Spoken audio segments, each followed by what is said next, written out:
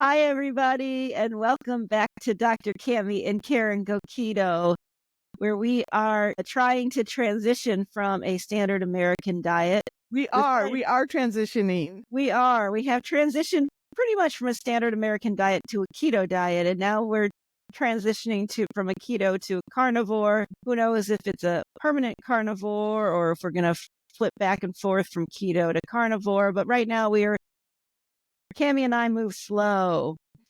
And today we're talking about the actual transition. And there are a couple of things that you need to think of when you are transitioning. We've chosen this because we know it's going to lead to better health for us now and in the long term.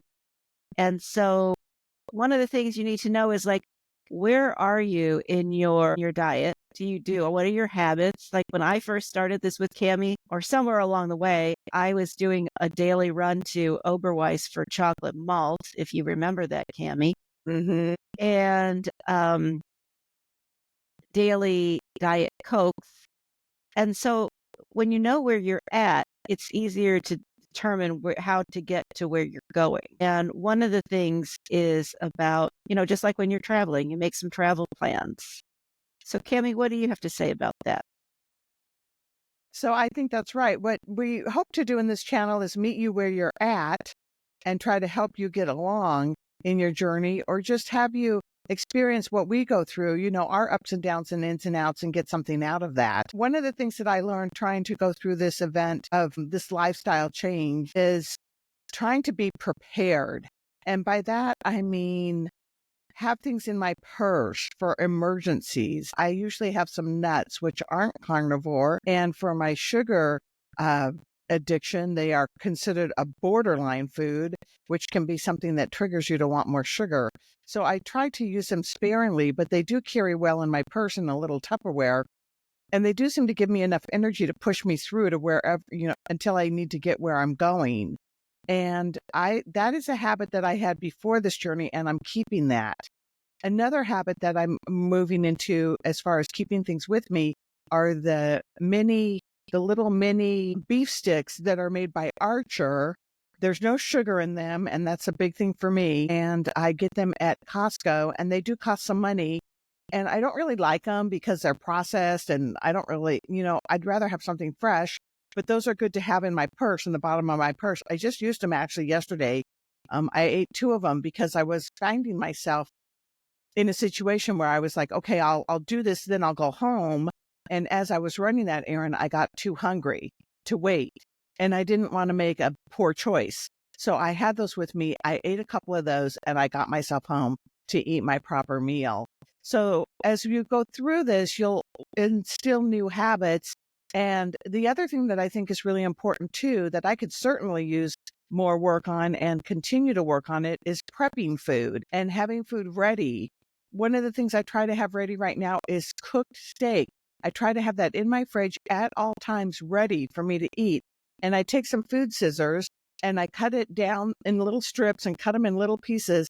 I throw it in the microwave for like a minute or 2 minutes, depending on how much meat I have there.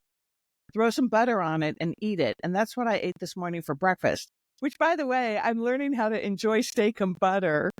It's like phenomenal. It's like, I just can't believe it. And, Karen had mentioned earlier about how we feel like this is a healthier and better lifestyle for us for short-term and long-term. And we don't know where we're going ultimately, and some people are out there saying that short-term and long-term carnivore is not healthy for you. So the data is sparse, but we do know people that have been on carnivore for 15 years and are doing really, really well and have their own YouTube channels. And we've been following them and hoping to interview some of them soon.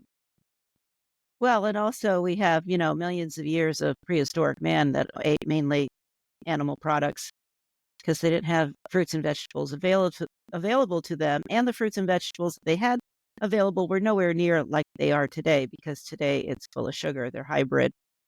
They're bred just so people can crave more. And so, and that's one scary. Other thing, that's Cammy, scary to me. Yeah, I mean, they talk Even about getting tomatoes. a hold of seeds, if you want to grow your own garden, getting a hold of seeds that are non-GMO.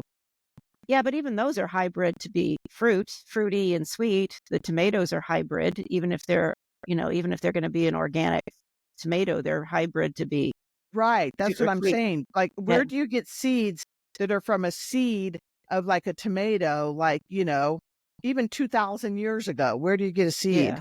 Nowhere. Well, I mean, there's probably one or two places, secret places. Anyway, For it's how not a much? conspiracy theory channel. But Cammy, We digress.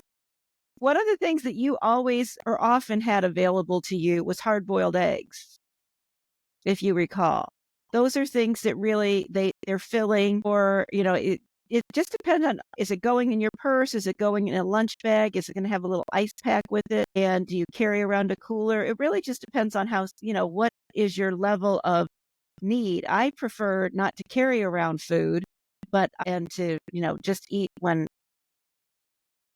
I'm either at home, which is rarely. I mean, rarely do I eat at home. Usually I eat at a restaurant in the morning and just eat one meal a day, and then maybe a little something at home, more of a snack kind of thing.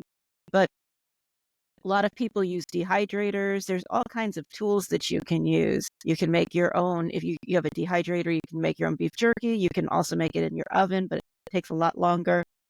And there are, in the old days, the cowboys used something called pemmican, and also the Indians, I think, used that. And there are recipes for that online. I think that is a base of suet, and that is, Bella, steak and butter gal. She just loves eating her cold fat, and that is suet. So, you guys, we got 200 subscribers, by the way. So thank you whoever was out there, and we appreciate it. If you haven't subscribed, subscribe if you're just want to, you're interested in going along the journey and just seeing how we do it. We tell the truth and we tell it how it is. So we appreciate everything that you guys do for us, and we hope you're helping you out too. All right, everybody, take care. We'll see you next time.